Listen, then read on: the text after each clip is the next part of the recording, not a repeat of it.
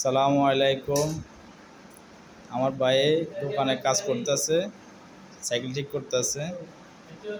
বহুত পরিশ্রম করে দোকানটা নিছে। আগে অন্য দোকানে কাজ করতো, ঠিক আছে। এখন নিজে সফল হয়েছে, ওইয়া এই দোকানটা নিছে। তেমন কাজ কম নাই মানে, তারপরে উনি অনেক ধৈর্য সহকারে বসে আছে, করতেছে কাজ। কি করব, দেশে যাইতে বেকার হয়ে যেতে হবে। এখন বিদেশে আইসে গেছে, এখন মনে করেন যারা বিদেশে আসা যাওয়া করে তারা দেখা গেলে তেমন কিছু করতে পারে না। হাতে গোনা 2-4 জন সফল হতে পারে, কিন্তু বেশিরভাগ বেকার হয়ে যায়, অনেক কষ্ট করে।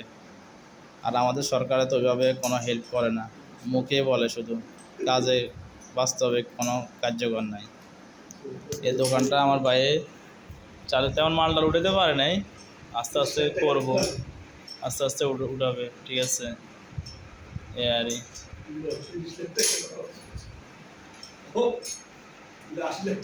টায়ার টুয়ার ইয়ে করছে, ঠিক আছে। কিছু পুরান সাইকেল আছে, এগুলো ঠিক করে রাখছে কাস্টমারের জন্য, কাস্টমার আসা নিবে। গরম তো, এই কারণে কাস্টমাররা দিনে আসে না, রাত্রে আসে, আসা নিয়ে যাবে। আর দিনে বাড়িতে পারে না গরমের জন্য মানুষ। আর ওই সাইডে কিছু বাচ্চাদের সাইকেল আছে, এই যে এখানে অনেক সুন্দর সুন্দর।